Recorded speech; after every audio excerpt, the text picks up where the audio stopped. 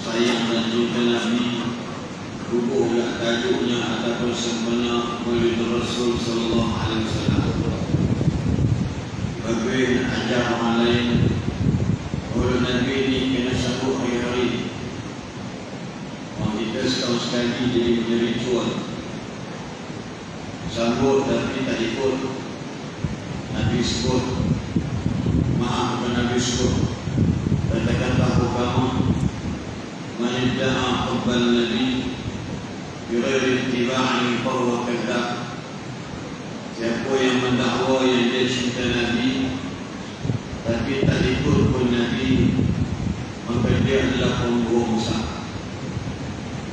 Dan kita tak nak hebat dalam sambutan Maulid Nabi, tapi sebenarnya dalam bab mengikut Rasulullah sallallahu alaihi wasallam, kita adalah manusia yang paling lemah di kalangan manusia-manusia yang ada di atas muka bumi ini. Alhamdulillah, tuan-tuan muslimin muslimat sekalian, dengan kata-kata daripada Imam At-Tabarani,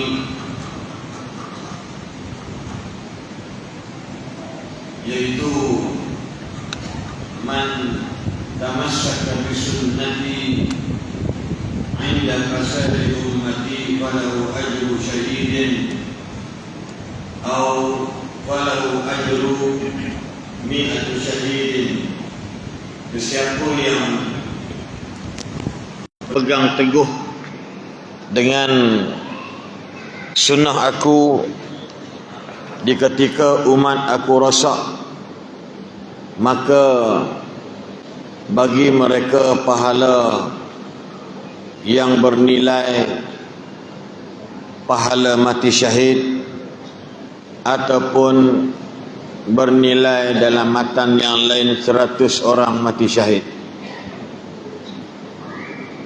Imam Muhammad bin Ismail Al-Bukhari rahimahullah berkata, orang-orang Islam yang paling utama adalah orang yang menghidupkan sunnah Rasulullah sallallahu alaihi wasallam yang telah ditinggalkan oleh manusia. Maka bersabarlah wahai para pecinta sunnah Rasulullah sallallahu alaihi wasallam, kerana sesungguhnya kalian adalah orang yang paling sedikit jumlahnya di kalangan manusia. Imam Al-Bukhari bukan mati pada tahun 1957. Imam Bukhari bukan baru meninggal, dah lama dah meninggal dunia.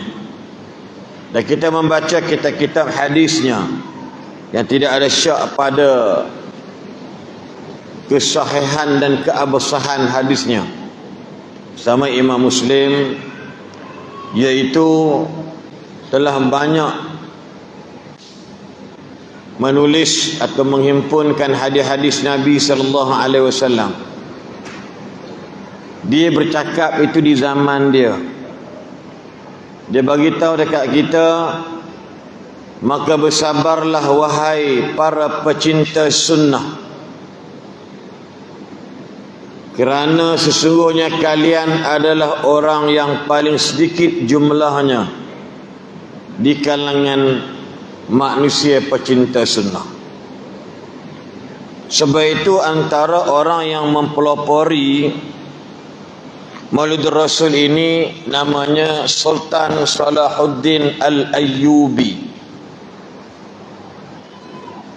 Apabila nak mengajak rakyat jelata untuk berhimpun, bergabung, bertenaga dengan satu kalimah tentera Islam untuk menentang tentera Salibiyah untuk mengambil semula Jerusalem ataupun dipanggil Baitul Maqdis di tangan orang-orang Salibiyah.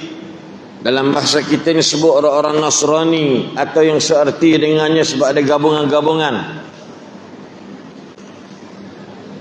Tetapi tidak mendapat sambutan daripada rakyat jelata.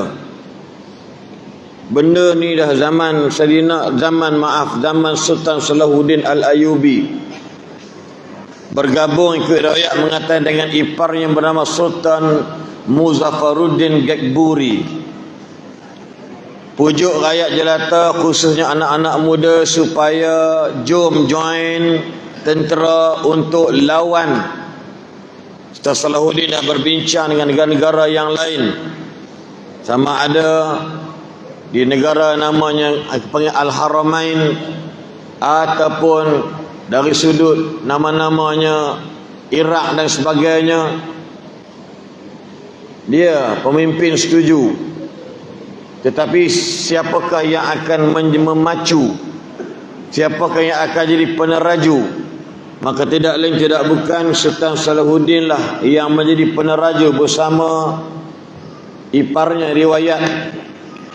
Dan rakyat tak sambut, rakyat tak minat nak jadi tentera. Sebab apa? Sebab tu nikmat ni bukan kadang-kadang jadi baik dekat rakyat, bahkan jadi kufur. Memang baca hadis kadal faqru an yakuna kufran. Hampir-hampir orang fakir jadi kufur pada Allah. Orang kaya pun yang senang aman pun kadang-kadang kufur dengan Allah. Ini berlaku. Macam mana nak buat? Macam mana nak buat nak tarik minat? Inilah program macam ni buat. Lalu mereka membuka satu pertandingan. Siapa yang boleh membukukan beberapa buah sajak ataupun sejarah tentang Rasul sallallahu alaihi wasallam, akhirnya pakat bertanding, pakat menulis. Maka sebuah buku yang bernama Iqdul Jawahir, Kalungan Permata, muallifnya yang bernama Syekh Abu Ja'far Al-Barzanji. Dia bukan orang Arab pun, tapi keturunannya sampai kepada Fatimah binti Muhammad SAW, ataupun sampai kepada cucu kepada Sayyidatina Fatimah ataupun anak Sayyidina Ali. Lalu bukunya telah pun diberikan kemenangan dan tertular sampai kepada kita hari ini. Bermula dengan kandungan Nabi, bermula dengan tanda-tanda Nabi, bermula dengan kelahiran Nabi, bermula dengan kisah bapa Nabi meninggal, sampailah penghujungnya kita akan kurs dijadi Attirillah qabrahu, wangikanlah kubur baginda sallallahu alaihi wasallam. Betul tak tidak? Itu antara dia. Dikatakan lebih kurang hampir 2 tahun kempen, barulah semangat tersebut datang. Ingat, teras dia ialah disambut Maulid Nabi untuk mengajak manusia supaya ingat Nabi sallallahu alaihi wasallam, bukan sekadar simbolik menyambut kelahiran Nabi. No. Dibuat kisah tersebut kerana nak mengingatkan semula tentang satu perjuangan, satu pengorbanan, satu jihad, dan akhirnya alhamdulillah tentera Salibiyah telah dikalahkan oleh Sultan Salahuddin Al-Ayyubi dan tentera-tentera para pemuda-pemudanya. Kenapa? Sebab itu dalam proses kejayaan, kalau kita meninggalkan sunnah, proses nak jadi orang kaya, kita tinggalkan sunnah Nabi sallallahu alaihi wasallam, proses nak ke pembangunan yang hebat tanpa ikut Rasulullah sallallahu alaihi wasallam akan berjaya hanya seketika. Dia akan berjaya seketika dan dia tidak boleh berjaya buat selama-lamanya. Kenapa? Sebab yang tidak didasarkan kepada sunnah Nabi sallallahu alaihi wasallam. Waktu tuan-tuan dan puan-puan sekalian, Nabi dah tak ada dah. Nabi dah tak ada dah. Nabi dah meninggal. Tuwaffiyan Nabi sallallahu alaihi wasallam. Umur Nabi tidak terlalu tua, tak sampai 70. Nabi bukan nabi-nabi yang lain hidup beratus tahun. Tapi tuan-tuan kena ingat, Daripada Nabi meninggal, kalau kita nak kira dari sudut tahun, 1000 tahun lebih. Kita langsung kadang-kadang mimpi Nabi pun tidak. Terserombong lah takat-takat muka kita ni. Kalau jenis pemalas nak berselawat, jenis baca Quran pun sehari tak baca semuka dua muka, jangan haraplah. Jangan harap. Yang duk dengar tu pelik-pelik jumpa Nabi tiap-tiap hari tu, pelik pula dah. Mengaku jumpa Nabi hari-hari. Memang bagus betul. Ya tuan-tuan, saya dah jumpa orang yang berjumpa Nabi. Nabi mari rumah dia. Nabi tak masuk lorong. Waktu tu dia menangis, saya pun menangis. Saya jumpa banyak kali dah, kata beliau. Ini guru, alhamdulillah, orang yang hebat. Takkan Ustaz Aslin nak jumpa tak lagi sakat ni. Tuan-tuan sekalian, bukan senang. Sebab tuan-tuan, kita ni manusia yang banyak dengan dosa. Banyak dengan dosa. Zaman sekarang ni zaman banyak dosa. Waktu kita dalam hidup, tuan-tuan sekalian, kalau semayang 1,000,000 rakaat sekalipun, you don't say you are the best. Jangan kata kamu terbaik sangat. But be the best. Buatlah yang terbaik. Saya ulang, jangan duk perasan kalau kita semayang sebengkak dari tinted dari kita. Dengan semua tinted, muka-muka pun tinted. Tuan-tuan, aku adalah orang terbaik. Haramkan kalimah tersebut. Orang yang boleh kata aku yang paling baik hanya Rasulullah sallallahu alaihi wasallam. Ana atqakum khairukum li ahli wa ana khairukum li ahli. Sebaik-baik kamu baik ahli keluarga dan akulah yang paling baik dengan keluarga. Tapi suami hari ini tak boleh sebut benda tu.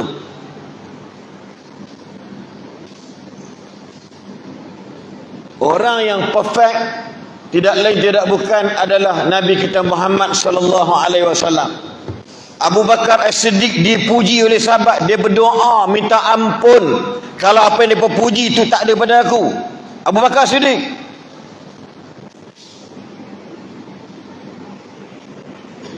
Nak bagi tahu kepada kita bagaimana kesempurnaan Nabi kita Muhammad SAW. Allah levelkan dalam Quran. Al-yawma akmaltu lakum dinakum wa atmamtu alaikum ni'mati wa raditu lakumul Islam. Pun ayat tak ada engkau, tetapi apa yang diberikan kepada Muhammad itu adalah sempurna. Tuan-tuan, sebab itu dalam kata-kata Hakimah juga, min tamami hubbil mahbubi ay yuhibba ma yuhibbuhu al mahbubu. Min tamami, daripada kesempurnaan hubbil mahbubi, cinta kita kepada orang yang kita cintai. Ayyuhibba, hendaklah ia mencintai ma yuhibbuhu, apa yang dicintai, al-mahbubu, oleh orang yang kita cintai. Stop. Check list balik. Kita nak masuk masjid tadi, boleh tak perasan kanan ke kiri dulu. Kita nak keluar masjid nanti, boleh tak perasan kanan ke kiri dulu. Berapa ramai orang kita pakai baju, berapa ramai orang ni kan pakai seluar, pakai kain, tak tahu mana nak mula dulu, tak tahu mana benda nak tanggal, kaki mana dulu, tangan mana dulu. Dia nampak makan. Bak pakai baju tak perasan tanggal kasut kaki mana dulu, pakai kasut kaki mana dulu. Ni contoh very simple, tapi itu pun tak boleh ikut om.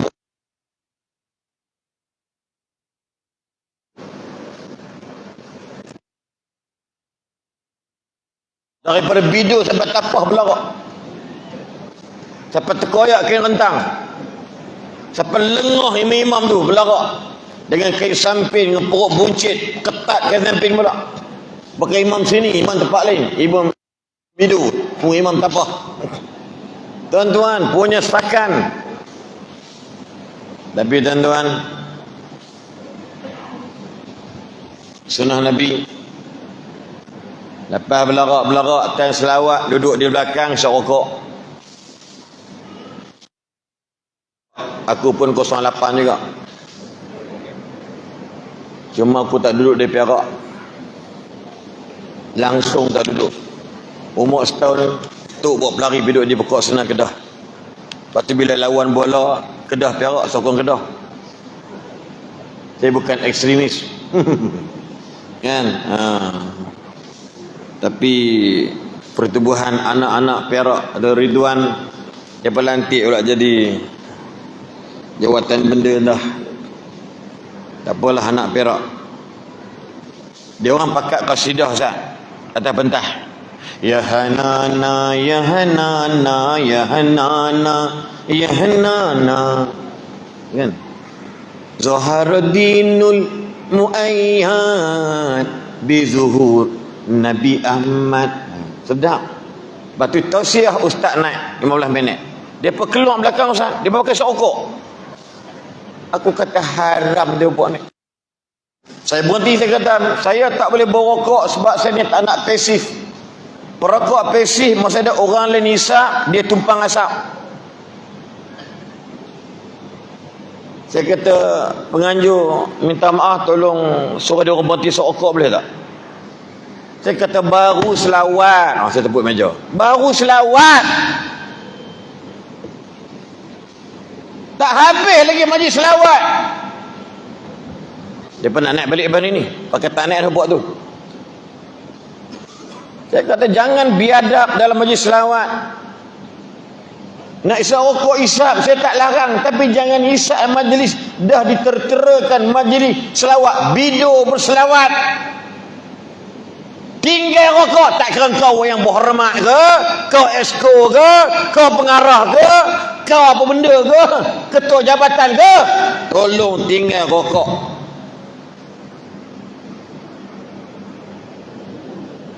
Ini depan kita ceramah letak rokok handphone sekali. Kurang ajar, goblok.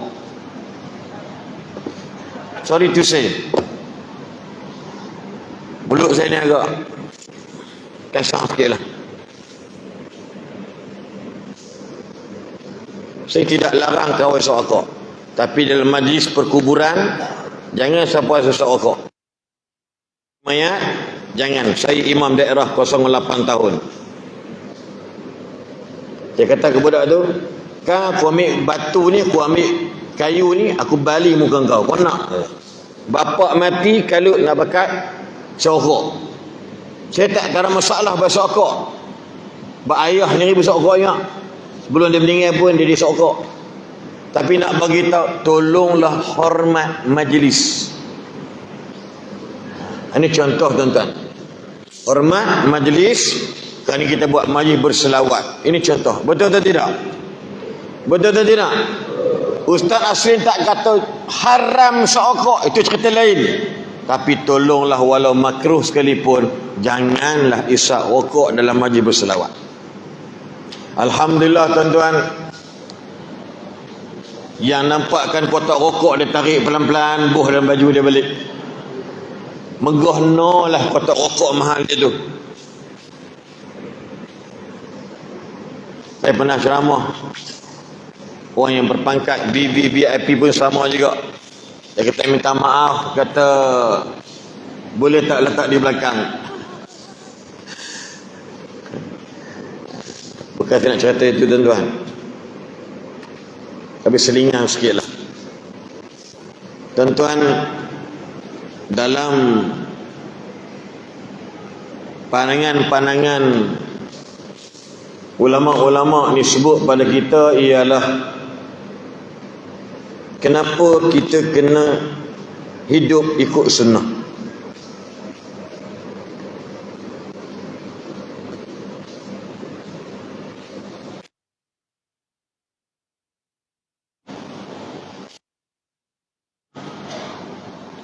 Rumah tangga pasti punah.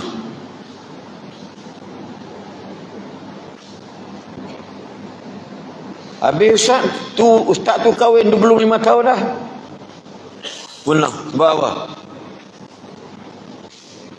Rumah tangga pemimpin tidak boleh ada rasa sombong dengan pasangan. Walaupun kau kahwin 30 tahun. Saya 30 tahun lebih kurang. Anak 7 orang, cucu dah 4 orang, menantu 3. Belum cerita lagi hak baru cerai baru-baru ni. Sama yang reporter telefon, saya kata apa? Ni minta maaf. Tak ada pahala saya komen kat depa tu. Cari ustaz sekian, dia pakai fake. Saya pakai fake, pakai tipu je.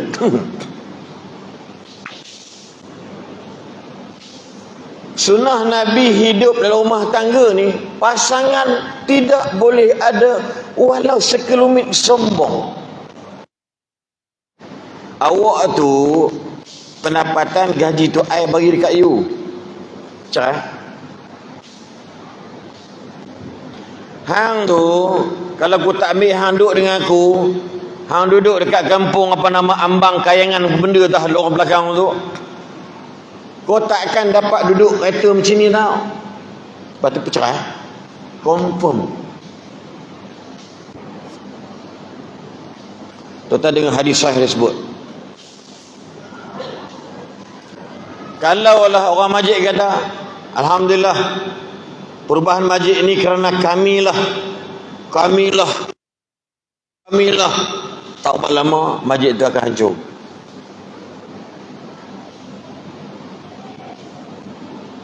AJK pula bangun bagian sekian. Ni anak sabar bising ni.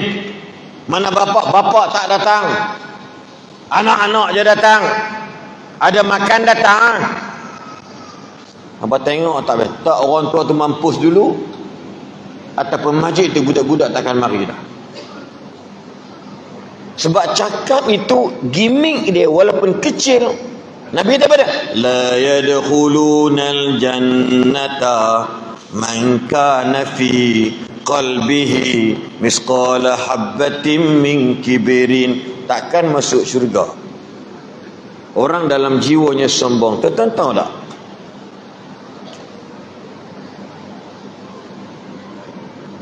Apa sebab Allah keluarkan iblis laknatullah daripada syurga?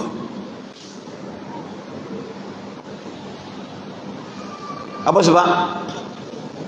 Sombong. Jelas dalam Quran sebut aba wastakbara. Aba wastakbara. Enggan sujud, dia sombong. Saya tuan, berapa kali iblis sombong dengan Allah? Siapa boleh kira? Google sekarang pun boleh saya izinkan. Dan bahasa kasarnya satu tu lah. Dia tak? Kenapa? Tak nak sujud dekat Adam.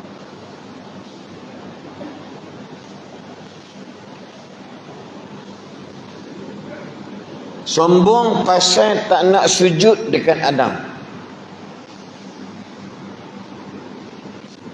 Ma mana'aka an tasjuda is amartuk. Apa sebab aku suruh tak nak sujud?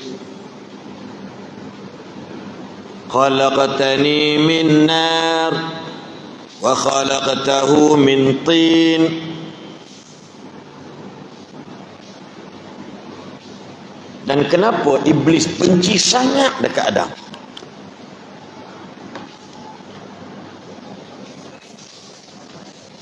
Malaikat pun tahu. Bila Allah kata apa? Inni ja'ilu fil ardi khalifah. Apa yang dia sebut ingat tak? Apa tu?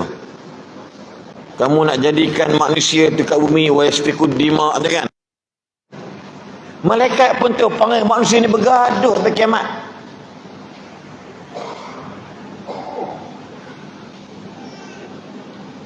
Malaikat, semua malaikat tahu termasuk iblis. Cuma malaikat ni tahu-tahu pun, tapi ini perintah, semua maka sujud. Illa iblis. No. I'm sorry. Tak sujud. Kenapa tak sujud? Tuhan, aku ni kau buat pada api. Paling-paling kurang buatlah macam malaikat tu cahaya. Buah nama Adam tapi buat pada cahaya. Barulah nampak rare. Baru nampak matching. Ni apa barang? Tanah yang busuk, tanah kering, tanah liat, tanah masam. Campur jadi orang. No way. Itu aku tambah sikit lah. Dia buat drama.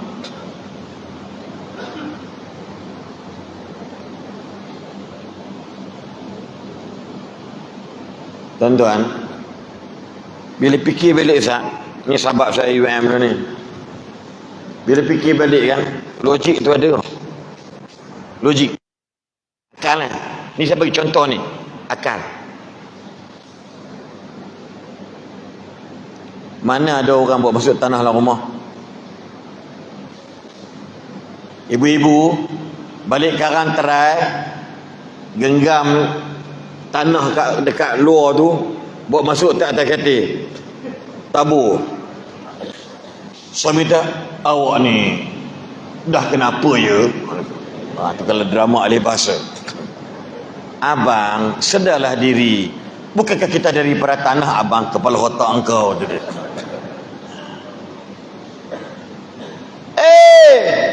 Manusia sendiri pun tak suka tanah, lagilah iblis. Kita bawa beli kereta baru, kena balik kampung, mak kita masuk tamu hujan, turun berdana ni, mak ketuk kasut dulu kat luar. Mak bawa keluar kasut. Haram jadah punya anak. Tanya apa? Tanah. Tak boleh. Tanah berpenyakit, tanah kotor, tanah najis, tanah itu, tanah ini. Tak ada contoh tanah baik. Tapi dia tak tahu yang dia tu tanah. Tiba-tiba manusia sombong. Tidakkah iblis kata terkejut? Kalau aku sombong, okey kata iblis. Kau pun sombong juga.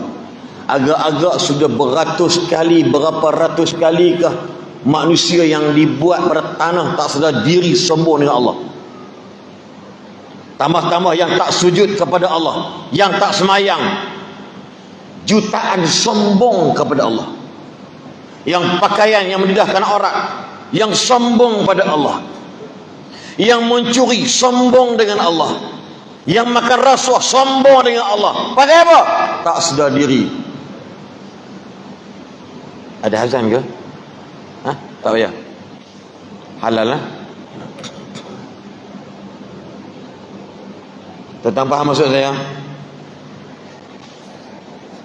Try lah buat masuk kasut, pakai slipper sekarang ni. Jangan bawa keluar kasut tu, masuk rumah dengan kasut tadi. Oh, isteri bawa vacuum clean. Lepas tu teringat kata-kata hebat Buya Hamka. Andai engkau tahu kau dicipta dari tanah, andai engkau tahu kau tinggal di atas tanah, andai kau tahu kau makan hasil dari tanah, dan andai kau tahu kau akan dikembalikan ke tanah, kenapa hidupmu harus di langit biru? Sombong. Tak sedar diri asal usul. Naik pangkat sikit dah belagak cakap. Mengaji lebih pandai pada mak ayah, sombong sama mak ayah. Binatang punya anak. Tuh, kata-kata Ibn Hamka tersemat dalam diri saya. Andai engkau tahu kau asal dari tanah, andai engkau tahu kau tinggal di atas tanah. Andai kau tahu, kau makan minum daripada tanah. Dan andai kau tahu, kau akan dikembalikan ke dalam tanah. Kenapa hidupmu harus di langit biru? Jangan sombong. Ini contoh perumpamaan.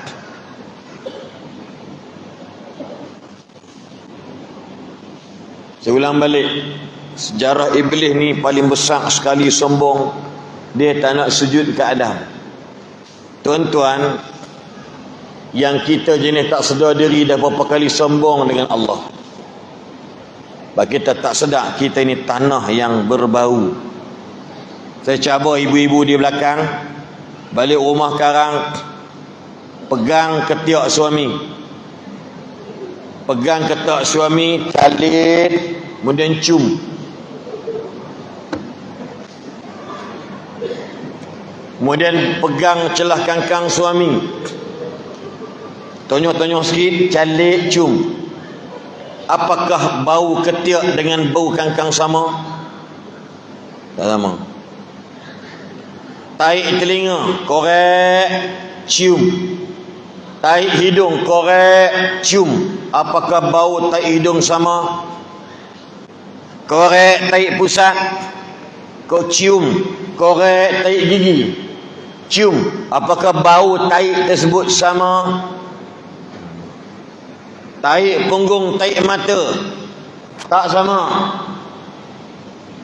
Maknanya apa? Banyak bahan-bahan busuk kat badan kita. Tetapi Allah sebut dalam Quran. Apa dia?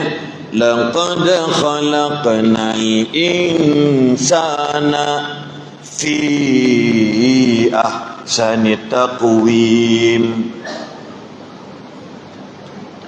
Qad aflaha man wa nafsin wa ma sawwaha.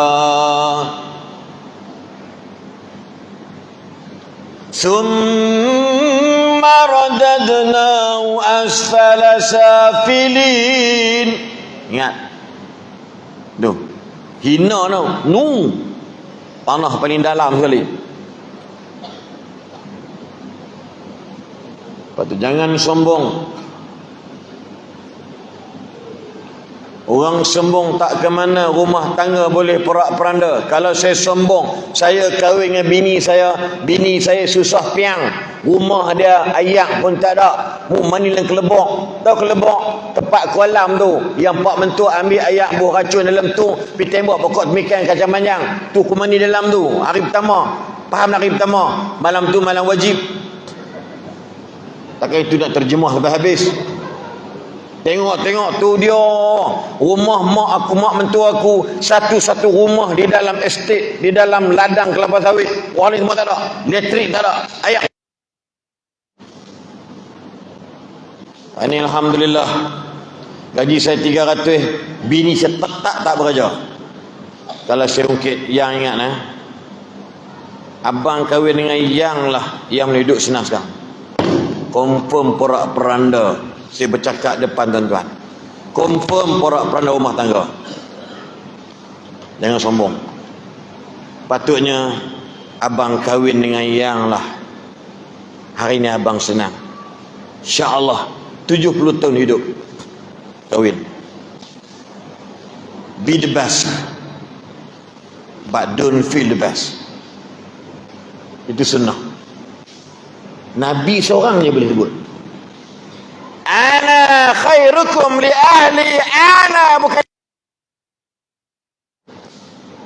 Tak ada mana-mana sahabat mengatakan aku paling baik, tak. Waktu hidup kita, kesatuan kita, termasuk AJK pun sama aja. AJK ni kata bendahari lah paling hebat buat kerja. Sebab aku cari duit. Kata bahagian dakwah dan pendidikan, akulah punca duit. Lama-lama kita panggil duduk dalam AJK tapi kepalanya tak sama. Sebab perangai bangsa kita suka bergaduh dan mencari perbezaan, bukan berdamai dengan perbezaan. Kadang-kadang imam satu, imam dua pun tak cakap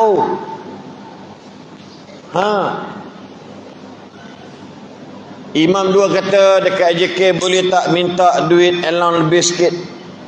Allowance kami ni 800 je, boleh tak tambahkan 200 duit untuk duit elektrik dengan duit air?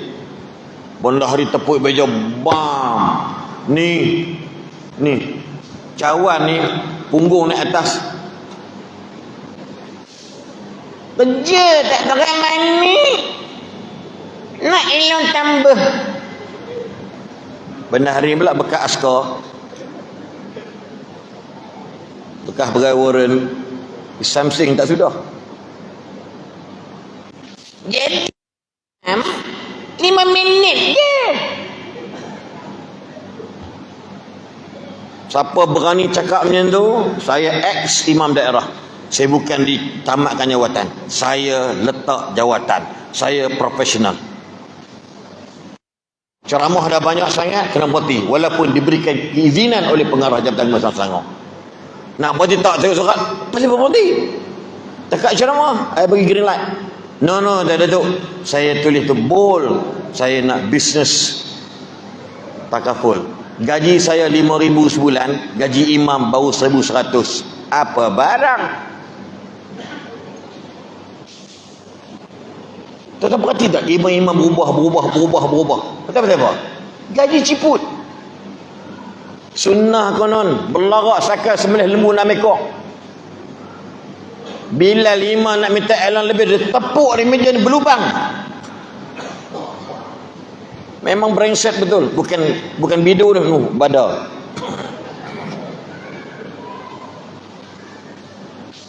Dia kata apa? Imam ni jadi 5 minit je, kali dengan 5, 25 minit. Macam orang baling ayam betul muka dia. Saya dapat aduan, puluhan ratusan aduan bila nak minta benda ni, payah nak lepas. Pemuda minta beli tiang gol futsal. Dia kencang. Benda hari ni tak perlu cakap banyak, angkat tangan pun tak boleh.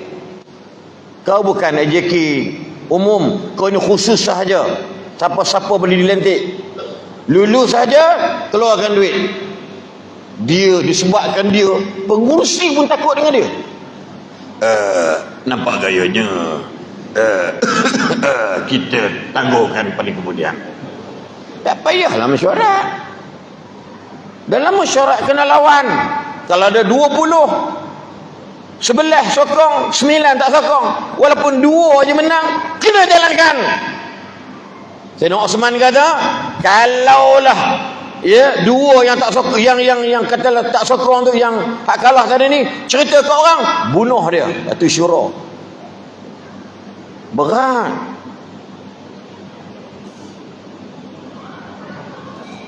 Bila seri, cari yang buat apa nama ni, show, cadangan, bagi menang kat dia. Sebab apa tuan-tuan? Dia kata, kita punya susah cari duit pun duit, mereka nak belanja beli tiang futsal. Ni otak. Bila tengok kenapa masjid di Pulau di Kedah tu ramai orang datang, kenapa sekian, dia tak tengok. Pergi belajar. Tu budak 2 muda, satu di Merebuk, satu di Madak Sungai Petani. Satu semenanjung termasuk Indonesia pergi masjid mereka. Apa hebat masjid kecil je, besar masjid tuan-tuan. Tapi tuan-tuan, 10% duit akaun orang bagi tu habis semua, tinggal 10%. Tuan-tuan bayangkan bulan puasa masak untuk 6,000 paket. 6,000 pack. Tuan-tuan agak-agak, kalaulah satu pack harga RM10 untuk makan cemur dah berapa? 60,000 sekali kena basi. Bayangkan menangis. Tapi alhamdulillah duit dia main kok mana pun tak tahu. Mana ada masjid buat tempat permainan. Kita budak bising dah pening kepala dah. Nak bising boleh, masuk dalam bilik tersebut, mainlah sebab suaranya tak dengar keluar. Yang tua-tua tak boleh mainlah pegang keluar tu, buah menerajang boleh tahu. Budak-budak saja bodoh kuliah tu. Tuan-tuan bilik air dia, motor hilang diganti dengan motor. Selipar lama hilang ganti dengan selipar baru. Kita kat masjid kita, selipar hilang, dia bagi selipar satu biru, satu hijau balik. Kedeku nak mampus, bukan masjid ni, masjid belah lain. Berjengkit besar sebelah. Kedekut patut bagilah Nazir tu punya kasut. Obat tak bagi. Bukan saya mampu pergi sendiri. Saya dah banyak kali dah camah sampai tak larat dah camah dah. Satu yang jauh saya offer, akhir saya pergi Kedah 1-0 Ustaz masuk. Ustaz, saya tarik diri Ustaz masuk. Punya seronok. Main ulama mana giliran siapa? Akhir ana tarik diri. Semua makan tarik diri. Tok guru ni masuk.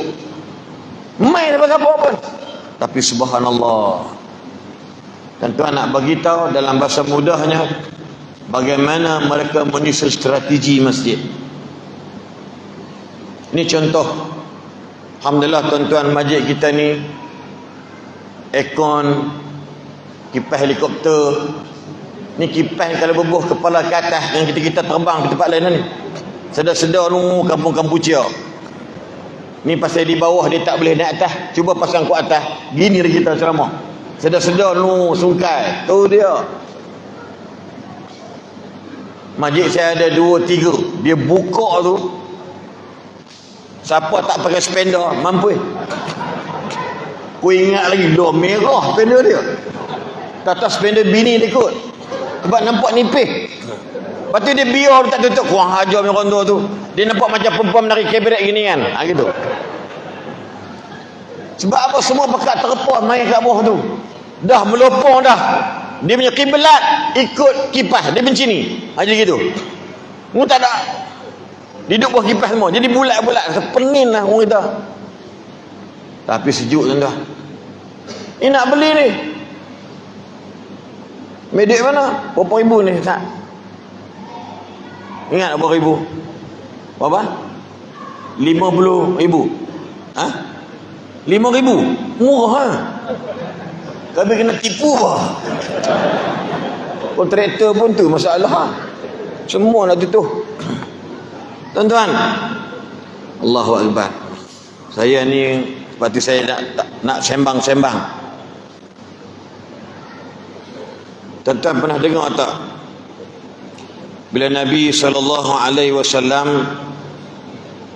pernah menyebutkan kepada kita tentang apa beza aku dan kalian. Ayat ini satu tamparan. Sebab tu Haji pakai Palestin, orang Israel dia tak heran. Tapi tetap kita pakai. Sampai orang kata apa? Ustaz, mayang hajat satu dunia. Takkan seorang pun tak makbul. Yang tajam ni geng-geng Mak Leha. Logik ada logik.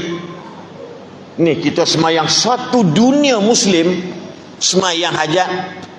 Ya Allah, hancurkanlah Yahudi laknatullah, Israel laknatullah, bla bla bla. Depa relax. Nyebang kita tak menang-menang pun makin teruk, kena buat dah lu benar pula kena perang.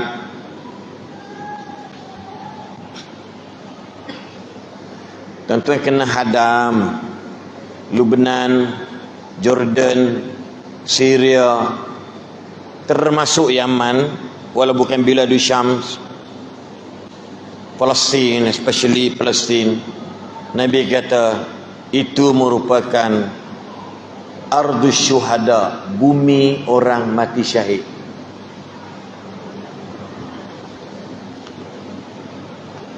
Yaman bumi berkat, dan Syam bumi berkat, dan bumi asyuhada, bumi mati syahid.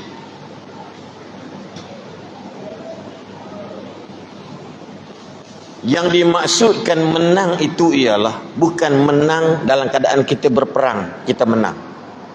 Itu pasti berlaku. Itu pasti berlaku dan wajib berlaku. Nabi tak nak bohong. Pegang elok-elok, wajib berlaku.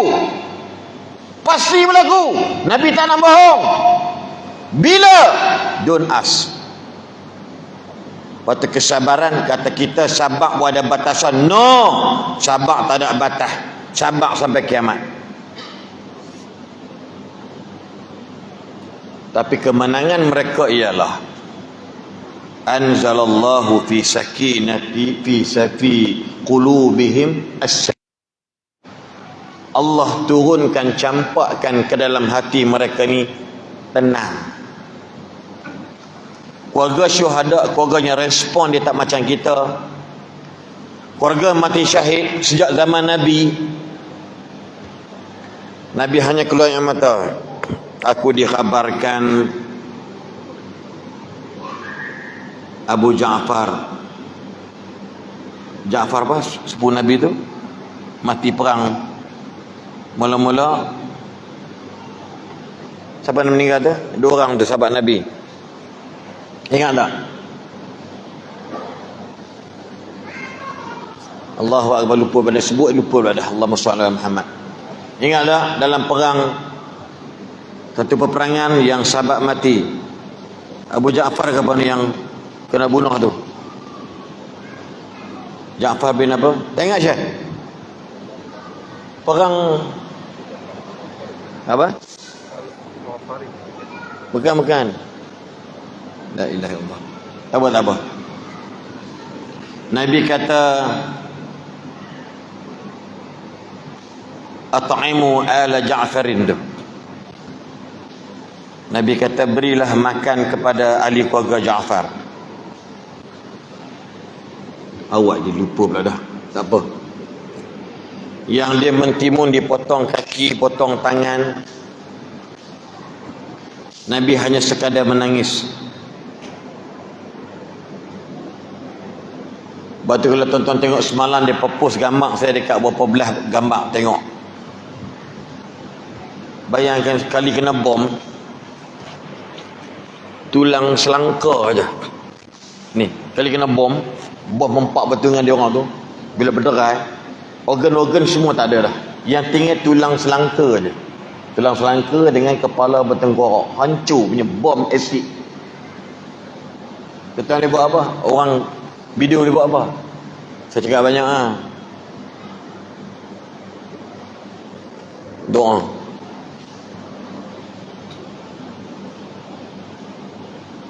Tak usah video. Orang Arab Saudi buat apa? Orang Mesir Orang Mesir buat apa? Tak boleh buat apa. Tut Lebanon mati berapa ribu orang.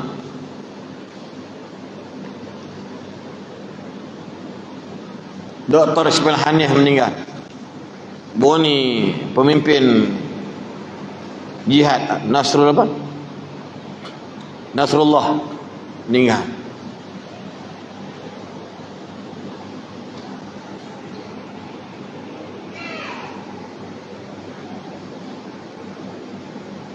Dia cerita benda ni kita agak tragis sebab sikit. Tuan-tuan faham tak kenapa Allah suruh Nabi suruh kita baca surah Al-Fatihah? Kalau tak baca tak sah salat. Ramai orang kita tak faham. Puak-puak liberal baru ni hari Khamis Jumaat kan ada tayangan Tazkirah Malam Jumaat, saya dengan Profesor Madya Dr. Zarik membincangkan Islam liberal ke aku. Tapi mereka tak berjaya untuk memadamkan surah Al-Fatihah, ayat yang terakhir.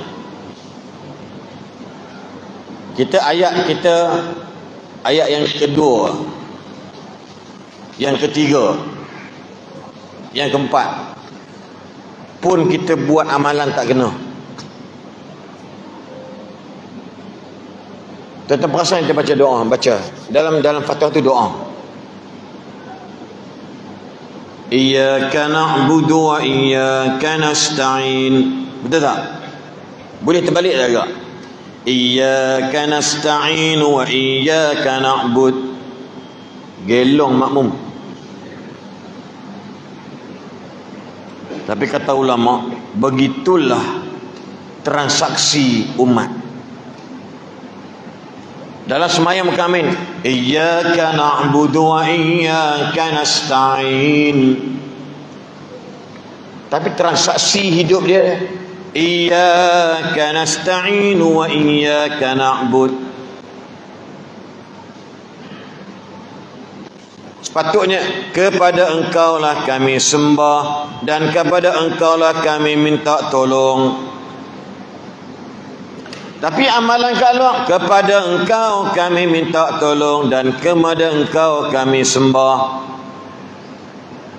Berapa ramai kita menyebut, ya Allah, andai engkau sembuhkan sakit suamiku, ya Allah, andai engkau sembuhkan sakit isteriku, akan ku derma kat Masjid Abu Hurairah 1,000. Bila suami dia, pasangan dia tak sembuh, pasti dia tak akan bagi dekat Masjid Abu Hurairah 1,000. Betul tak? Betul tak? Ya Allah, anak aku nak periksa SPM tahun ini.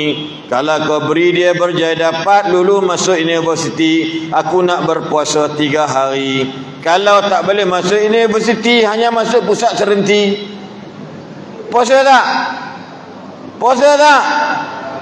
Itulah perangai manusia. Allah tahu.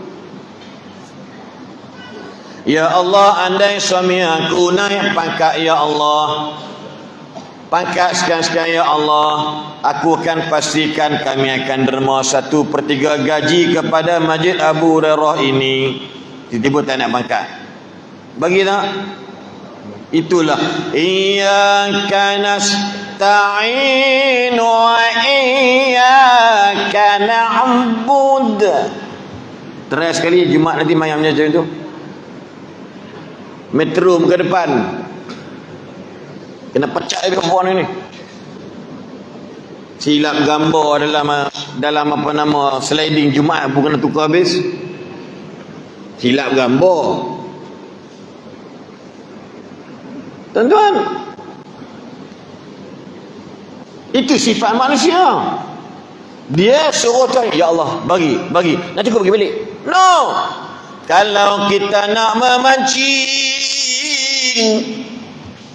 carilah umpan untuk dipancing, baru dapat berjaya lah ikan makan kita punya pancing. Tapi kalau nak mancing mata kaedah tak ada umpan, macam mana ikan? Ikan tu bodoh je, sewil ikan tu makan mata kaedah kosong. Kita faham tak? Kalau nak dapat daripada pemberi rezeki, maka berilah terdahulu kepada pemberi rezeki. The more you give, the more you get back. Ya bani Adam, unfiq alaika.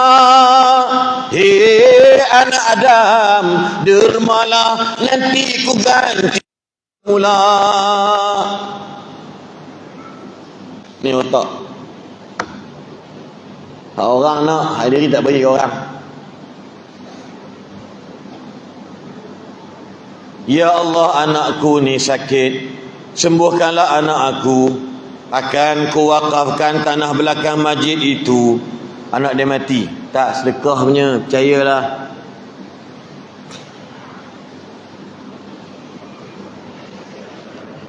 Ada seorang sepasang pasangan berkahwin sudah bertahun lamanya, tapi tidak mengandung. Macam-macam usaha dilakukan, tukarkan katil, kepala dekat kaki, kaki dekat kepala. Tak dapat zuriat mereka. Pergi jumpa Tok Bomo, jumpa pawang sungkai, jumpa pawang bidu, jumpa Tok Bomo tapa. Tak jadi apa-apa pun. Sia-sia belaka. Orang dengar awak nyanyi rock belaka, fitnah pula report dalam agama Islam, aku pula kena taulah tarik pada muka. Ini saksi ramai ni. Dia duduk luar, dia tak tahu apa. Tiba-tiba datanglah mereka bertemu seorang guru. Wahai Tok Guru, berilah penawar agar kami mendapat zuriat kami. Tak tahan telinga, mak mentua bertanya-tanya bila. Balik rumah mak sendiri, mak tanya laki cik ni, hang buat macam mana? Stres. Akhirnya jadi jumpa Tok Guru ni. Hang ajar apa? Cikgu. Hang ajar apa? Cikgu. Gaji hang berapa? Jangan duduk selesai hang kata. Hang ajar apa? Gaji kagak 4,500.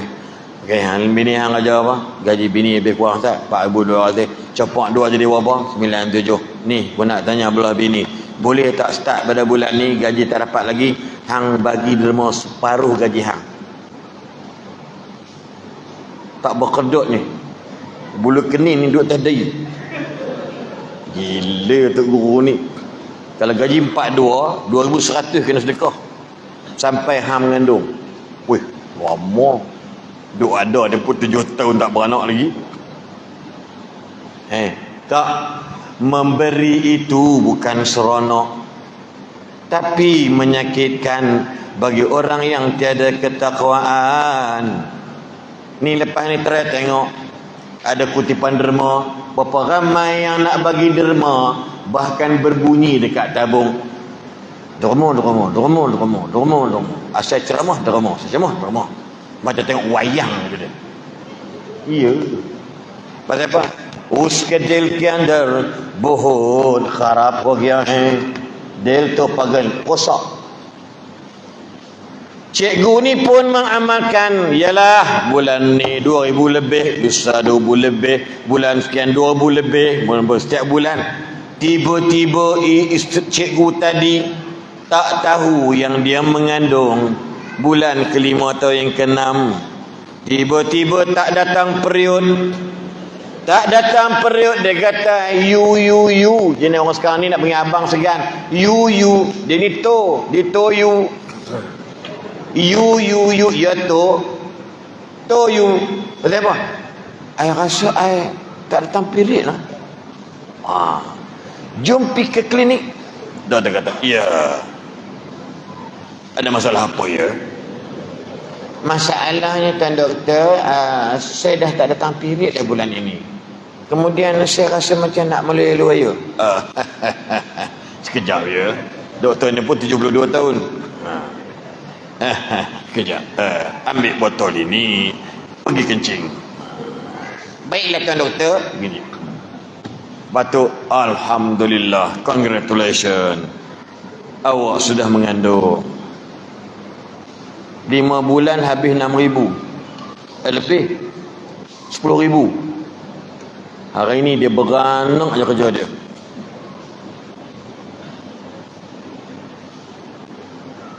Sebab itu jangan banyak doa lah, tapi kedekut. Berapa ramai orang yang pernah buat dosa dulu-dulu, bila bertaubat kedekutnya tak tinggal. Semua kita ini, termasuk saya ini, kita dulu kak-kak di belakang semuanya berdosa. Bukan sekadar istighfar, bukan sekadar bertaubat, tapi masih berkira-kira. Nabi sebut dalam hadis sahih Imam Tirmizi, wa atbi'is sayyi'atal hasanata tamhuha. Iringilah perkara yang baik, menghapuskan perkara yang jahat. Kalau kita dulu rasa berdosa, dermalah, katakan dekat Allah, ya Allah, aku derma RM1 ni, ampunkan dosaku. Jangan klaim pahala, jangan klaim ganjaran Allah. Klaimlah ya Allah, tolong hapuskan dosaku. Ya Allah, mak ayahku dah meninggal dunia. 200 ringgit ini ku dekat masjid ini, ampunkanlah dosa kedua-duanya. Allah ampun. Berapa ramai hari ni orang derma tak ada niat. Nah, bapa, dia kata pahala. Itu saja kepala otak dia. Niat kena ada. Sepanggil. Ya Allah, adik aku meninggal tahun lepas. Ampunkanlah dosa adik aku.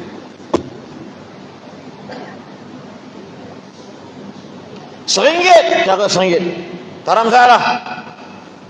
Tapi tolong niatkan, ampunkan dosa aku. Ampunkan dosa mak ayahku. Itu paling baik.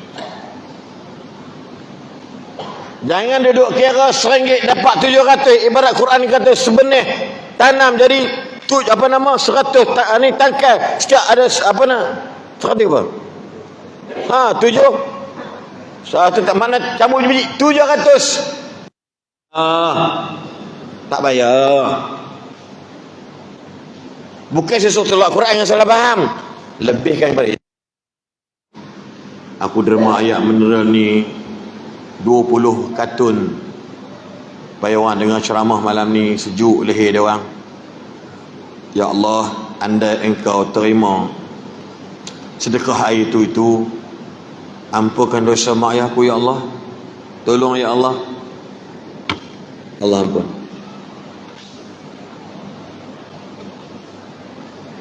Kita lebih seronok istighfar, selawat, tapi kita masih berkira-kira. Tuan-tuan kena ingat semayang kita belum tentu menjamin kita ke arah yang lebih baik setiap hari bulan. Kalau tuan-tuan buka mana-mana ayat, kapal ayat mesti solat, mesti sedekah, mesti solat, mesti zakat. Tuan buka, Allah beritahu kepada para pemimpin dalam surah Al-Hajj ayat 41. Alladzina immakkannahum fil ardi aqamus salah wa atawuz zakah. Alladzina yu'minuna bil ghaibi wa yuqimuna as-salata wa mimma razaqnahum yunfiqun. Adik-adik nak periksa SPM, college, politeknik, katakan mak ayah, bah, bagi duit lebih sikit boleh tak? Kenapa ingat bulan ni nak start bulan ni ayah? RM1 kat tabung masjid buat dik. If you want to be success in your examination, kena buat. Dek, ustaz belajar di Pakistan 7 tahun, sekupang haram tak bayar yuran.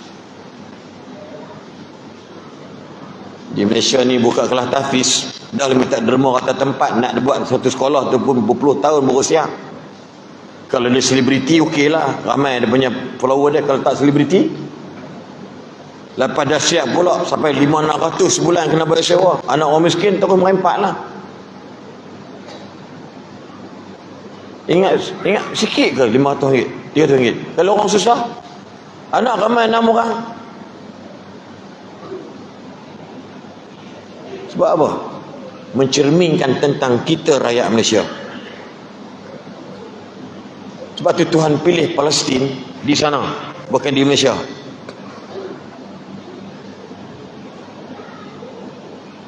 Jiwa.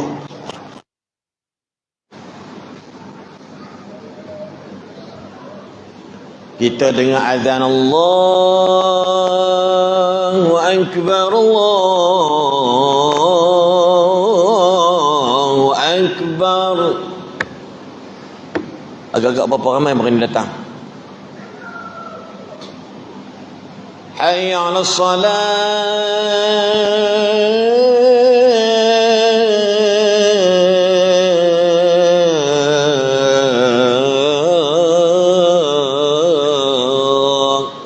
Berapa ramai nak pergi semayang. Hayya 'alal falah.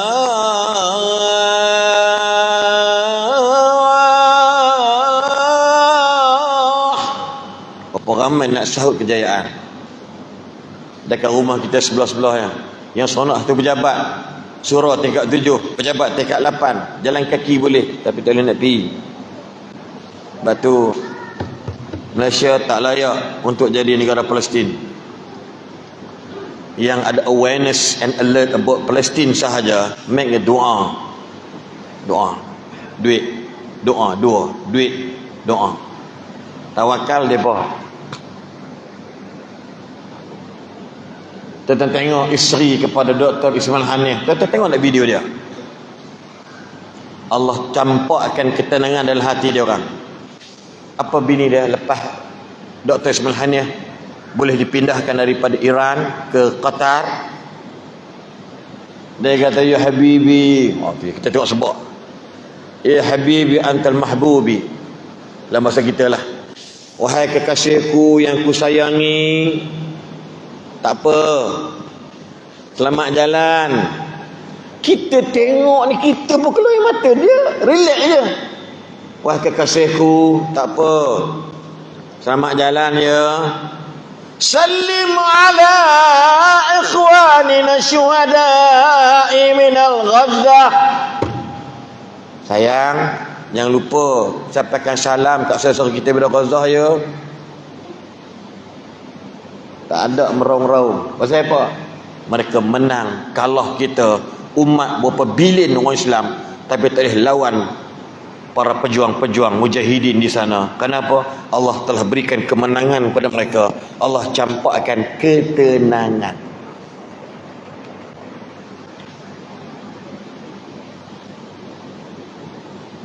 Beranak 50,000 orang sebulan dikatakan. Doktor dia pun tenang. Pernah nampak doktor kelang kabut? Masa nak bawa je nak cedera tu lain lah. Tapi tenang, boleh buat budak yang kan baru ni hantar video, budak tu macam dah mati, perosah dia, tepuk dia, tekan dia, pam, ingat tak? Pam wah, teriak. Kita kata la ilaha illallah. Kalau ikut bahagian paramedik kata apa dia, dah tak ada dah, tapi dia yakin ada lagi. Dia bawa budak tu di kendung, dia pam, dia tekan, dia tepuk tulang rusuk, dia pam. Ingat dalam 20 minit tiba budak tu teriak.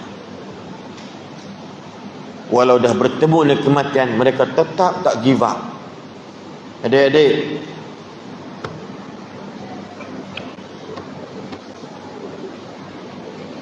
batu ketenangan ini hanya diberikan kepada umat Nabi Muhammad sallallahu alaihi wasallam.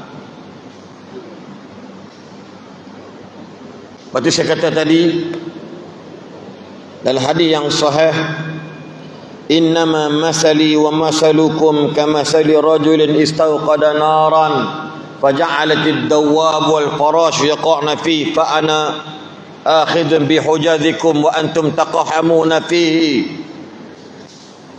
Perumpamaan antara aku dengan korang, kata Nabi, umpama seorang lelaki yang membakar unggun api. Tiba-tiba faja'alatid dawwab wal farash yaqa'na fihi. Tiba-tiba masih ada binatang-binatang yang melata dan kelkatu tetap pergi main api. Fa ana akhidun bihajizikum. Aku menjadi penyelamat kamu, jangan main api. Tapi jenis korang taqahamuna fi, tetap kamu nak main api juga. Pada dalam surah Al-Kahfi kita baca pagi Jumaat, wa laqad sarrafna fi hadzal qur'ani lin-nas min kulli mathalin wa kana al-insanu aktsara syai'in jadala. Kami dah cerita dalam Quran bermacam-macam, dah cerita contoh-contoh semua dalam Quran untuk manusia, tapi jenis manusia tak habis-habis nak berselisih faham, tak habis-habis nak bergaduh. Maka dalam hadis riwayat Imam Al-Hakim, Nabi kata apa? Fa innahum ma ya'shu ba'di minkum fasayara ikhtilafan katsira. Satu hari nanti selepas aku mati, nanti bagi mereka yang hidup pasti dia akan lihat perselisihan yang cukup banyak. Gaduh tak habis. Benda kecil jadi besar. Masalah zikir perlahan, tak zikir, berzikir, bergaduh macam masalah akidah. Menyebabkan pengikut-pengikut hentam-menghentam sama sendiri. Ini zaman sekarang di kalangan ustaz. Kau nak kuat je lah. Kau nak kuat sudah, senang. Di manakah perdamaian ke atas perkara yang berbeza? Boleh. Hujah ni pun ada, hujah ni pun ada, tak payah bergaduh.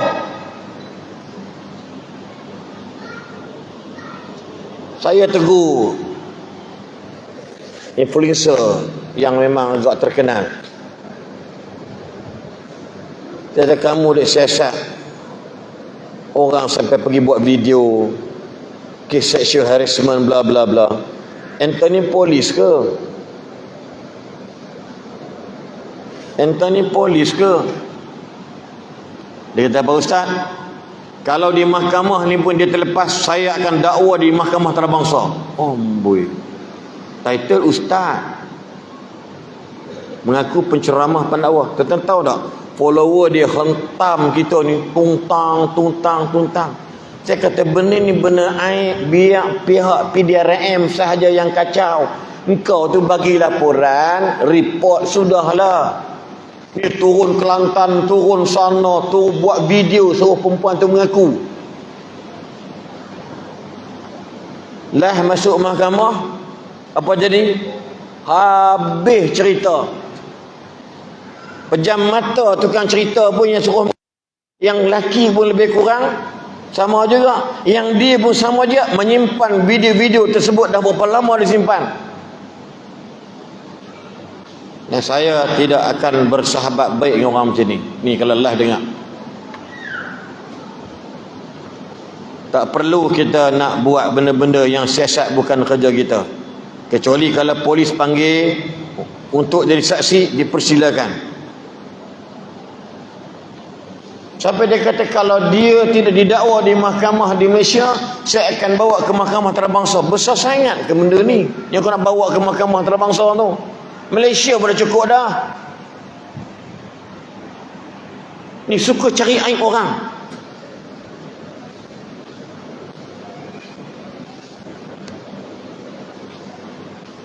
Banyak benda yang berlaku hari ni.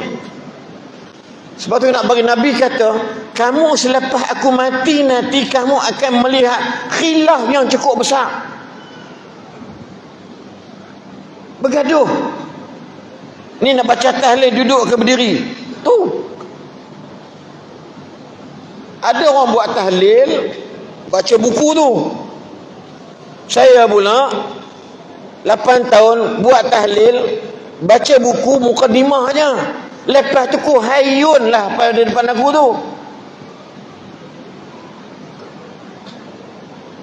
Itu pun nak jadi isu. Lel aku tinggal semua tak ada halal, tu lain cerita. Tak bukan talib, talqin. Dia tak faham ke benda situasi. Budak accident, contoh accident masa dia jadi imam. Accident, 4 orang naik motor, curi berkacau. Dia ambil motor kat sekolah, dia lumba keluar pukul 10 pagi, dia lengak tiang elektrik, seorang tu mati. Kebetulan Korea saya. Pengetua kerahkan semua budak di tempat, pergi kubur. Saya tengok semua budak muda. Agak-agak saya nak baca buku tu. Agak-agak. Imam kena ingat tu. Jangan lupa benda ni. Wahai si bulan, wahai si bulan. Dia cerita benda tu. Saya mukadimah kitab Samik Talqin Jakim yang sediakan untuk Jabatan Agama Jakim. Mukadimah, tengok budak. 3 budak orang, budak lelaki ni pakai semata hitam duduk depan saya. Kubur tengah, aku sini, 3 budak hitam tu kat situ. 3 budak hitam pula, 3 budak cermin hitam. Saya kata apa? Para pelajar sekalian, saudara kita yang berusia baru 16 tahun tak sampai lagi telah pergi meninggalkan kita semua, meninggalkan ibu ayah yang tercinta, saudara mara yang dikasihi, Persoalannya, apakah bekalan kita sebelum nak bertemu dengan Allah? Ingat adik-adik, mati tak kenal usia. Syarat mati bukan tua, syarat mati bukan sakit. Agak-agak berani bising kat ubur tu pukul 11 pagi, taubat seorang tak berani bising. Bukan semua bercakap. Ada orang tua bercakap, saya kata, hei si tua, terus dia budak dia serius, dia sembang belakang hujung tu. Ni mangkuk air yang kaki sok rokok ni, sila berhenti sok rokok. Saya takkan sambung kalau saudara tuan tak berhenti sok rokok. Cucuh pun saya sambung. Tegas. Jangan jadi imam lembek, macapek lempang. Budak 3 orang tu tahu saudara adalah penyebab kepada pemergian dia. Oh, tuan-tuan tahu semua budak-budak bakal gini menangis. Aku pun sebab aku tahan sebab panjang lagi aku sebab tu.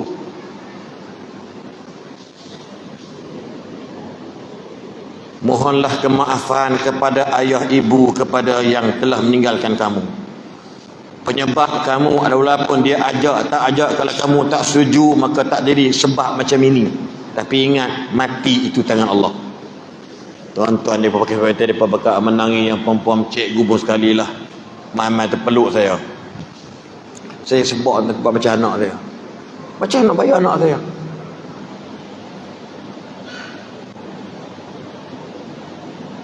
Baca talqin tak tengok buku pun orang petikai. Ni benda very simple. Engkau tak reti nak bercakap, kau bacalah buku. Marilah kita bersama-sama. Orang semua tidur, dengan jenazah pun tidur sekali. Tuhan bagi kat kita bukan semua kekuatan untuk bercakap. Tengok budak-budak. Dan waktu itu saya kata, hei anak muda, jangan sangka matimu tua. Si tua, tunjuk bapak tua belakang tu. Jangan sangka tak mati langsung. Tuan-tuan, saya tambah lagi, saya ingat lagi berendam tu. Hei anak muda, jadilah orang yang bila ada disukai, bila tiada dirindui, bila mati ditangisi. Jangan jadi anak jahat bila ada orang benci, bila tiada disukai, bila mati disyukuri. Agak dapat tak menangis kan? Nangis. Batu tuan-tuan muslimin semua sekalian, Nabi kata apa? Umpamaan aku dengan kamu macam orang bakar api, tapi ada juga duk tebiang main api. Tuan-tuan sudut bohong lah. Hukum salat orang tak tahu. Saya cabar Tok AJK Masjid akan datang, pergi kat apa nama tu, sini tu. Duduk kat bidu tengok. Duduk kat bidu pula tu bidu tu. Cik, maaf cik, saya kena buat sikit apa nama ni, tesis, apa nak assessment. Apa hukum solat? Oh wajib. Oh wajib. Tak ada tanya, jawab wajib lah. Tapi tuan-tuan tahu berapa persen semayang? Tuan-tuan perasan tak? Yang main masjid orang yang sama aja. Tuan-tuan kat masjid jemaah orang yang samanya mari. Yang tu lah orang yang kuat jemaah.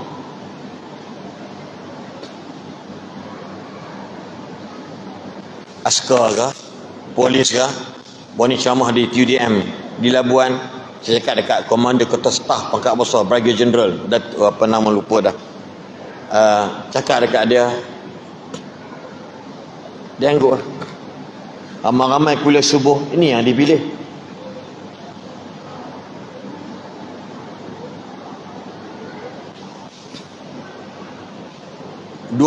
September saya jemput forum pembentangan tentang perancangan kewangan masa depan, bersetibat dengan dunia kripto digital dan juga dengan dunia saham Bursa Saham Kuala Lumpur. 7 tahun dah.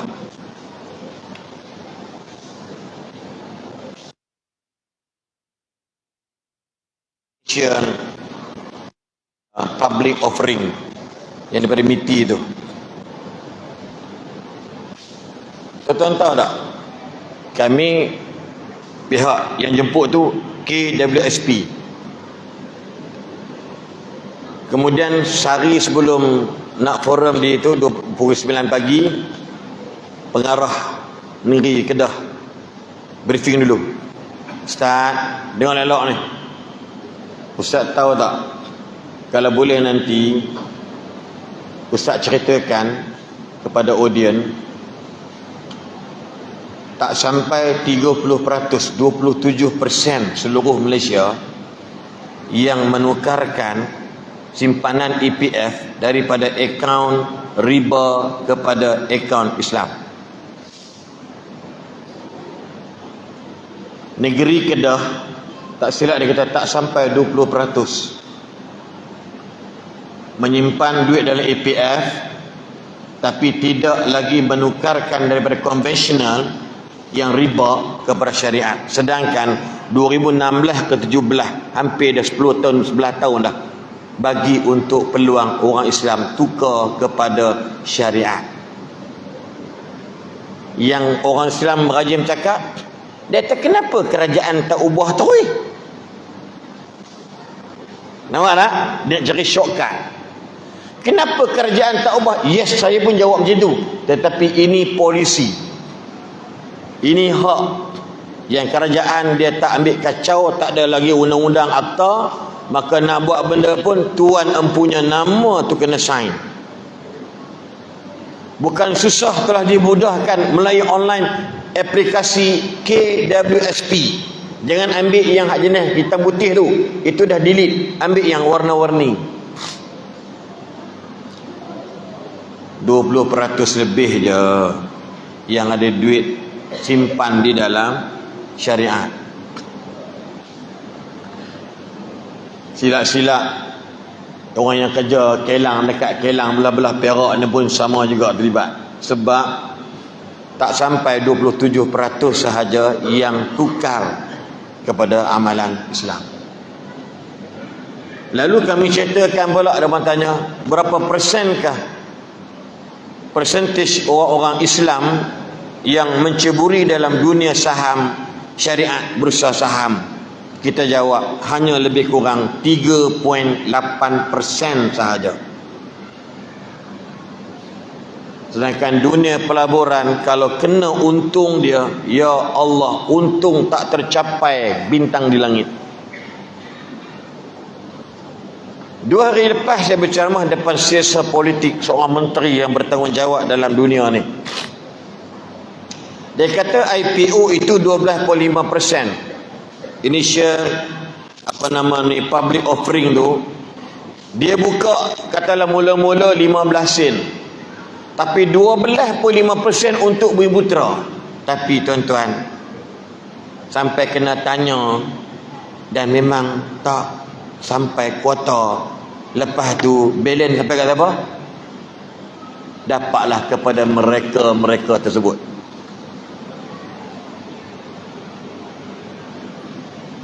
Budak saya beli saham 30 sen, bila dimasukkan di dalam papan bursa saham, naik lebih kurang dekat 30 sen, naik lebih kurang dekat 65 sen, dia untung 100% lebih.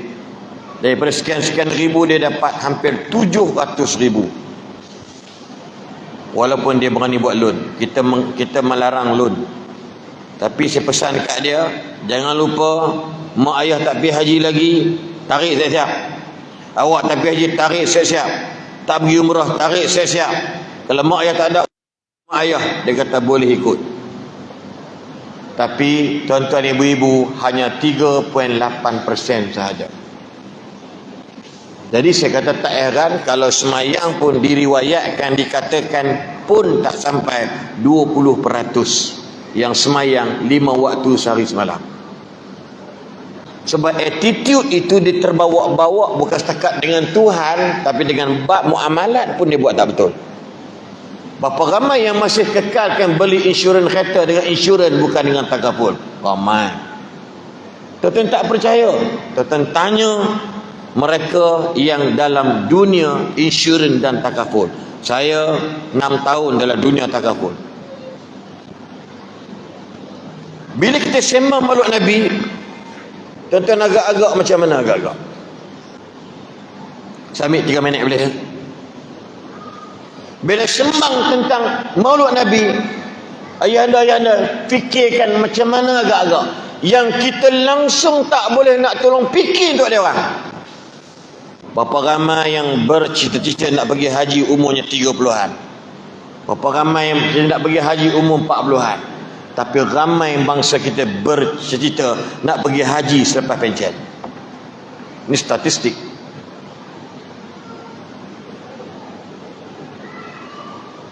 Kaum khabat saya umur baru 30 lebih lah, pergi haji tahun lepas. Simpan duit daripada umur 17 tahun. 10 tahun tercapai pergi dengan muassasah 13,000 lebih. Pasal apa? Boleh buat. Saya ceramah dekat Menara KLCC tu, Twin Tower tu sebelah dia. Bukan Petronas tapi syarikat minyak juga. Ada engineer budak Melayu 28 tahun. Saya tanya dia, gaji berapa? Orang lain jawab 6,000. Tak apa. Rumah ada. Kereta baru beli. Honda Civic, budak-budak muda. Honda Civic berpisah tiada. Macam saya orang tua-tua, Siti je. Sebab nama isteri Siti Hawa. Jadi Hawa di hati, Siti di luar. Oh macam apa nama, pick up line kan. Tuan-tuan, budak tu tanya dia, bro, pasal lagi muda ramai, bro, dah simpan ke untuk pergi haji? Dia start. Jangan malu bro dan tolong jangan kata soalan ni mak ikan you. Tak soal okay. Bro, saya buat contoh, RM100 sebulan, setahun RM1,200, 10 tahun 12,000. Umur awak sekian 39 boleh pergi haji dah. Tapi saya tahu bro, mak ayah kita tak pernah ajak kita, suruh kita simpan duit untuk pergi haji. Dan mak ayah kita pun tak pernah cakap kat kita, abang, Masjid Abu Hurairah ni baru siap, baru ada, boleh tak abang kerja, kakak kerja, Kak Ngah kerja, potong duit setiap bulan RM20 sebulan, boleh tak? Tuan-tuan percayalah, benda ni dah dipraktikalkan. Anak-anak takkan tolak nak derma kat masjid. Kalau 5 anak bagi seorang RM20 dan RM1, satu keluarga. Kalau ada 500 keluarga, 200 keluarga, tuan-tuan bayangkan paling-paling bodoh RM20,000 dapat sebulan. Tuan-tuan kita bincang sunnah Nabi. Nabi bukan suruh bincang macam Nabi beranak, tak. Tapi Nabi suruh kita bincang apa yang Nabi kan. Ni satu benda muhasabah diri, termasuk diri saya sendiri. Sebab tu kalau kita pegang, buat apa? Anak belajar, usaha cari duit sendiri. Habis darurat baru pinjam dengan orang. Ni contoh. Orang kata apa? Ukur baju di, salah, ukur baju di kedai baju lah. Pakai pula ukur baju di badan sendiri. Saya sendiri pun tak pernah ukur baju kat badan sendiri. Ukur baju dekat Wahab Bacik Tailor Taiping. Tu aku punya baju. Ukur baju badan sendiri, mana boleh ukur kat punggung lah nampak. Tuan-tuan, itu peribahasa kat ustaz ni pun. Nak cerita kalau kamu tak mampu buat cara tak mampu, kalau kamu mampu buat cara kamu mampu. Itu kaedah mudah. Tapi jangan tidak menabung, jangan tidak bersedekah. Sebab tu Nabi SAW dalam bab-bab ini Nabi terlalu rutin ambil tahu sangat. Tuan-tuan tanya diri tuan-tuan, masjid ini kalau setakat RM10 lihat tuan-tuan dekat masjid ini, apa barang hidup berlama-lama atas muka bumi ini? Kipas ni siapa beli? Kipas ni ada duit kita tidak? Ni kapet ni ada duit kita tidak? Kalau tak ada tuan-tuan, menyesallah semua hidup sebelum mati.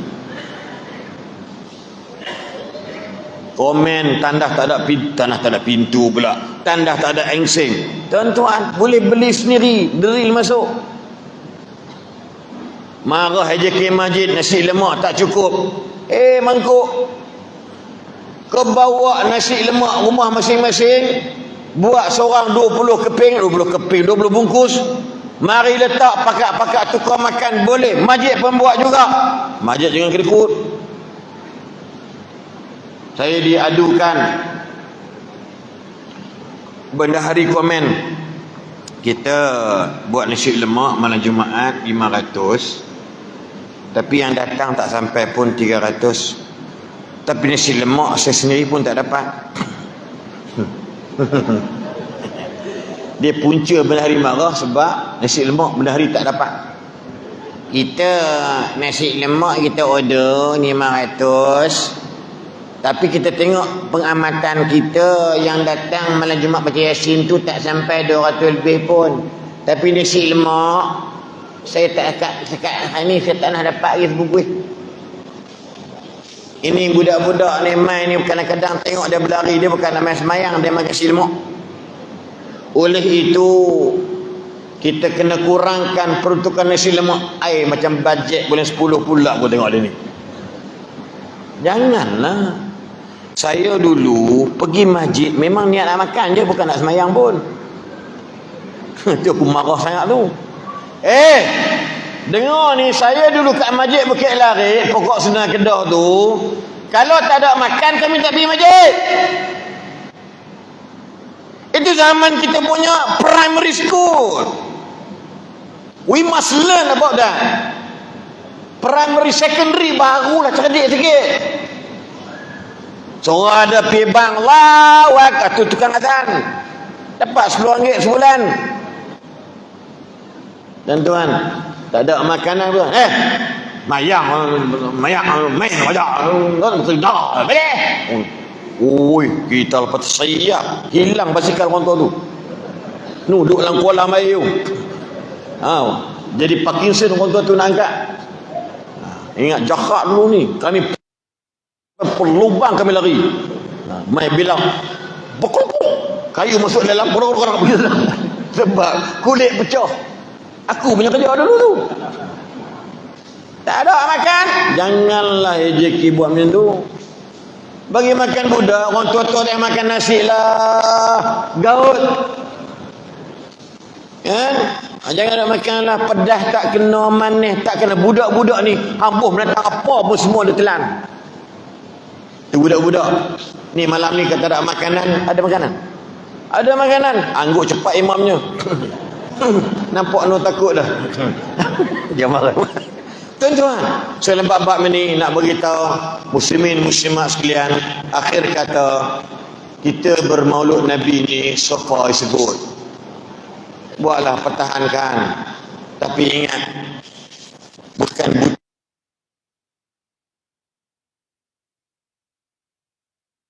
yang keluar daripada mulut Nabi, mutiara-mutiara yang apa Nabi tunjuk dengan tangan, mutiara-mutiara apa yang Nabi bergerak dengan kaki dan sebagainya. Allahu Akbar. Sampai Nabi kata, kak abang sekalian, jangan sesiapa biarkan bulu misai, kuku, bulu ketiak, bau panjang lebih 40 hari. Kalau itu pun tak boleh nak buat, inna lillahi wa inna ilaihi raji'un. Nabi kata kuku, bulu misai, bulu ketiak, bulu kemaluan hari-hari jangan panjang lebih 40 hari. Kira sendiri. Dekat ketiak ambil pen marker tulis telah dicukur pada tarikh 1 Oktober. Makna pada 11 November kena cukur balik. Pasang tali, buat rendah sikit.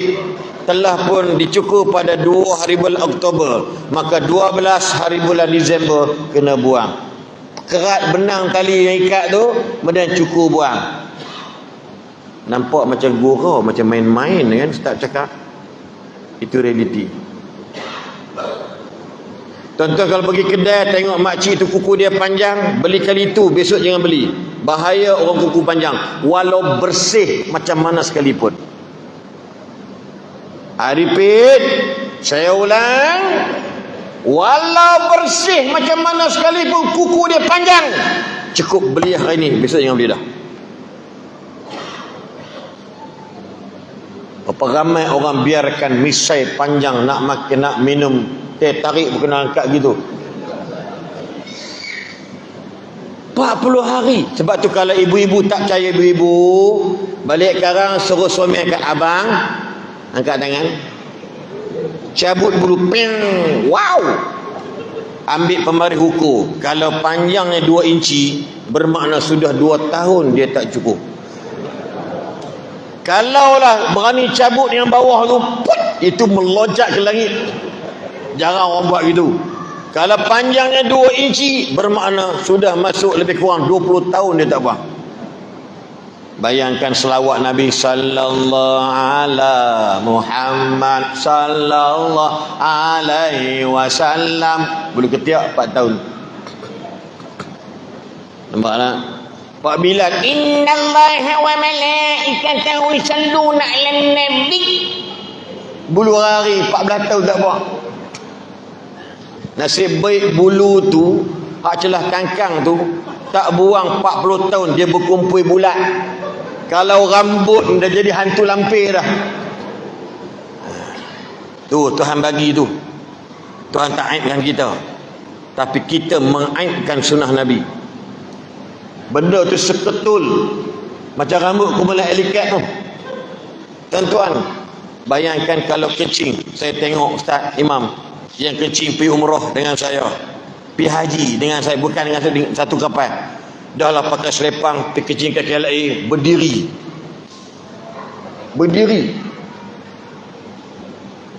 Kalau berdiri ni, tembok dekat apa tu, mangkuk tu, ingat adab kencing berdiri ada ceritanya boleh, tetapi depan orang tetap haram. I repeat, kencing berdiri ada khilaf, tapi kencing berdiri depan orang tak boleh. Kalau kau nak kencing berdiri masuk dalam tanah tertutup, kau kencing berdiri ke, kau nak buat tangan macam breakdown ke, tak boleh. Melantaklah ke hamba. Tiba-tiba percik. Orang buat kajian, tuan-tuan, kita tembak kat dinding tu, percikan tu dia akan bidah balik kat kita. Maka kencing berdiri ada hukum dia. Jangan kencing tempat yang jatuh air kencing sama paras dengan kita, tapi biarlah di bawah kaki kita, maka dia tak akan naik ke atas dah. Kencing kalau berdiri, contoh dia atas kita, bawah jambatan sungai, kencing tu tak akan patah balik, U-turn punya jauh. Bayangkan nak pergi umrah, yang pandai tanya Ustaz, macam mana Ustaz nak? Saya kata buang semua. Kain ihram di atas pun buang, sangkut. Kemudian kain yang pakai pun buang, biar kau bogel, terus lebih baik. Kau kencing. Ustaz, kalau orang tarik kain saya, kau keluar sendiri, kau kejar dekat airport tu, biar ada sejarah metro muka depan. Tuan-tuan sekalian, bayangkan tengok, ada kawan main-main, kata nak pergi haji pun main-main lagi. Ni nak beritahu, kalau kita bab kencing pun tak boleh jaga. Allah alam tuan, tahun depan tak payah sambut lah, buang baget je. Dah lah tu, tengok macam nak lagi. Kau nak berhenti dah ni, jauh balik. Oh dah 12, pukul 9.30 dah. Tak apa Ustaz noh, cukup kadar itu. Jumpa lagi. Faham tak faham tu? Faham tak faham tu? Ibu-ibu di belakang, boleh lajunya. Macam marah ayo jawab maaf kan. Tuan-tuan, insya-Allah ibu-ibu belakang doa kat saya, insya-Allah. Saya sebenarnya bukan sihat sangat pun. Saya agak terkejut malam ni ada ceramah kat Bidu. Jarang Ahad mula Senin ni ambil jauh-jauh. Anak saya kata dia orang minta bagi tarikh ini, abah ada pun. Tak apalah, sejam 30 minit. Itu pun tak campur jam lah. Tak nak kalau jam ke 2 jam lah kot. Yang masalah jalan ini, lori trailer atau teruk sangat, asyik laju je kerjanya. Tadi pun dah tengok perangai bawa, dan kau tu dah tahu hujan, bawa laju kan. Tu jadi macam tu yang mati 3 orang tu, sian kan. Alasan bini sakit mental, dah tahu mental keluar buat apa. Laki buat menatang apa kan. Kau jawab lah, laki dekat depan Tuhan nanti Langgar orang sengaja tak sengaja, qisas tetap kena berjalan. Ingat saya dah bagi 4 benda dekat ketua pengarah JPJ baru ni, kawan saya Datuk Aidil baru naik. Masa dia TKP pun saya berkenalan dengan dia, saya hantar ke dia panjang, nanti saya bawa pada atas. Saya kata apa, dalam jalan raya ni nak buat kelas memandu belajar mesti ada 4 benda. Ish pertama ialah hemah, ish kedua ialah hati-hati, ish ketiga adalah hormat menghormati, dan ish keempat jawapannya apa dia? Harmoni jalan raya. Kalau jalan kampung, buat cara kampung. Kena ada hemah keberangkalan orang lintas jalan. Tengok budak Felda yang mati, saya pergi mengurut dengan dia, tiba-tiba nak pergi minggu depan pula dia mati. Sungkai, Felda Sungkai dekat ni kan, akhirnya lebih kurang jalan ni lah, mati kawan tu. Kenapa? Sebab dilanggar. Kawan naik motor, simpang, orang hentam dia dari belakang. Kalau setakat hentam 30, 40, 50 boleh tahan kira. Ini bukan hentam 60. Hentam ni 200 km sejam ni. Sampai lunyai dengan motor-motor. Dengan orang pun tinggal rangka je, punya hancur. Macam malam yang dekat Terengganu Baru ni, habis motor langsung tak boleh pakai. Tuan-tuan, ingat tuan-tuan, dalam bab-bab ni jaga elok-elok. Termasuk saya pesankan anak saya, terburu macam mana kalau dah terlambat, mengaku terlambat, minta maaf dengan penganjur. Tapi kalau lapang agak kosong, lebaran cantik, jalanlah. Kalau kereta tu pun bagus dan menarik. Ini tak badan yang kata kancil, dia bawa boleh potong BMW, terkejut BMW tu, meninggal budak BMW tu. Oppo punya enjin. Orang Melayu kita ni kalau bab modified, kereta 10,000 je, dia modified kat 60,000. Dia punya exhaust dia besar-besar punggung lembu. Dia start bunyi ni macam motorbot, tapi tak sampai-sampai lagi pun, depan kita je habis rosak bunyi. Contoh tuan-tuan, ulang balik, ibu-ibu, kakak-kakak sekalian, cakap kat saya, Nabi pegang benda ni sebenarnya, itu saya buat. Dalam hidup kena banyak hormat orang. Dalam hidup kena banyak berhemah dengan orang, berbudi bicara dengan orang. Yang ketiga, dalam hidup kena hidup berhati-hati. Hidup kena banyak alert, aware. Who are you? Who am I? Kita ada beza budaya dan bicara. Ingat, hormat hak orang. Yang keempat, harmoni kehidupan. Baru harmoni jalan raya. Sama juga harmoni kita hari ni. Kenapa? Nah, Sayyidina Umar kata, kerana Islam Allah muliakan dengan kedatangan Nabi Muhammad. Dan ayat saya baca tadi pada mukadimah, kalau tak kerana Muhammad, kita semua sesat. Na'udzubillah min zalik. Wallahu alam. Yang baik saya yang lemah, yang baik Allah yang lemah ada daripada saya. Kalau ada kalimah-kalimah dalam bicara saya ini terkena kepada mana-mana pihak, itu berkebetulan semata-mata. Minta maaf banyak-banyak. Kalau siapa-siapa terasa juga, pada muka tu je. Agak lain macam kena sebiji aku ada pada muka. Balik muhasabah diri lah, insya-Allah. Mohon maaf sahabat-sahabat, imam kita, pengusi kita, semualah orang besar jajahan dan sebagainya. Kalau terpanjang masa, maklumlah, datang pergi balik dekat-dekat 3-4 jam. Apa salahnya sejam setengah saya bantai malam ini. Lepas ni kalau tak nak panggil pun sudah. Kan? Kalau panggil alhamdulillah, kalau tak panggil innalillah. Kan? So insya-Allah banyak masa lagi akan datang. Doakan kita semua sihat. Amin. Doakan kita semua menjadi umat Nabi Muhammad. Amin. Doakan kita jadi umat Muhammad yang dinantikan oleh Nabi untuk beri syafaat kepada kita. Amin. Doakan kita ni dapat bersama-sama, bukan setakat tunggu di pintu syurga, tapi masuk dalam syurga. Amin. Ya Allah, jadikanlah kami semua malam ini menyambut hari kelahiran Nabi-Mu yang tercinta dan dicintai-Mu, ya Allah. Kami juga cintakan Nabi kami, ya Allah. Maka berilah kami salah satu daripada mereka yang menerima syafaat Nabi-Mu, ya Allah. Ya Allah, ya Rahman, ya Rahim.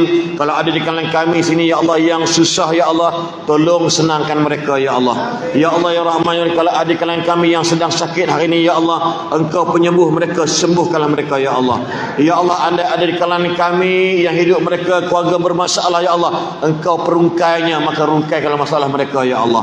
Ya Allah, ya Rahman, Rahmanir-Rahim. Kalau ada anak-anak mereka di sini, anak-anak kami ya Allah, yang tidak dengar kata, tidak dengar cakap degil ya Allah, Engkaulah yang melembutkan hati manusia. Innaka latiful khabir. Kau Maha pelembut ya Allah, lembutkan hati anak mereka ya Allah.